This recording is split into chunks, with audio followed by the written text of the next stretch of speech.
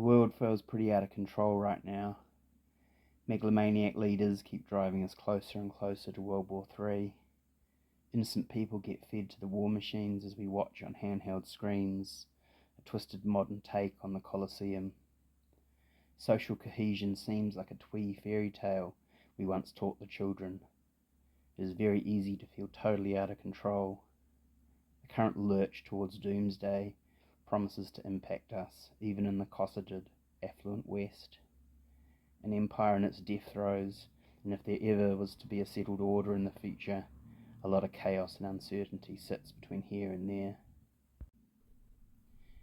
It is easy to be overwhelmed, easy to drown in the doom scroll, easy to let anxiety win. It is true there is only so much we the little people can do. Vote in a way that promotes peace and dialogue over hate. It is in the easier said than done category, as in much of the West it seems adherence to a failed and bloodthirsty order is universal. Resilience for yourself, your family and friends, your local community might be the best that can be achieved. The Third Gulf War, or what might one day be called World War III, is certainly about to visit economic and material hardship on us. Here in NZ, we sit at the very end of the global supply chain. Like most economies, we still are entirely dependent on diesel to grow, harvest, process, and transport our food. Our civilization has an oil-stained weak point, and it is about to be abundantly clear to even the most incurious minds how that is a bad reality. The answer isn't to give up. Preparing can actually alleviate some of those feelings of powerlessness in the face of it all. Growing as much of your own food as possible is now more important than ever. The more of your food chain you control, the more you can ride out the rocky path ahead. Learning to preserve, process and store your food is also more important than ever.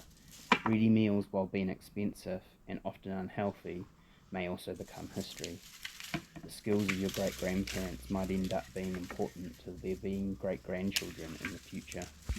I've been living this way for the last 2 years, so in many ways I'm fairly well prepared for what may be around the corner.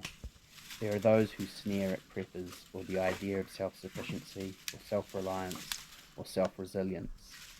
Often I think those who sneer offer no other path apart from blind faith in a system that is clearly failing. However, I do think the word self is a mistake in all these terms. Resilience needs to come at multiple levels. Our island nation needs resilience at a national level. The coastal community I live in needs resilience at a village level. My friends and family need resilience at a whānau level, and the dog and me need to be resilient at a household level. These are all important. They all look different.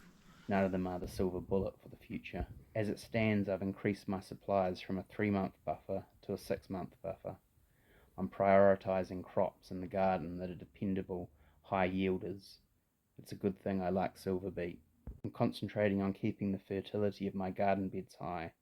My plans for if things do go south are not just to keep myself and the dog sustained, but also include friends and family. I hope when all is said and done, I end up looking like a crazy conspiracy theorist. Better to be the fool than the vindicated prophet of doom.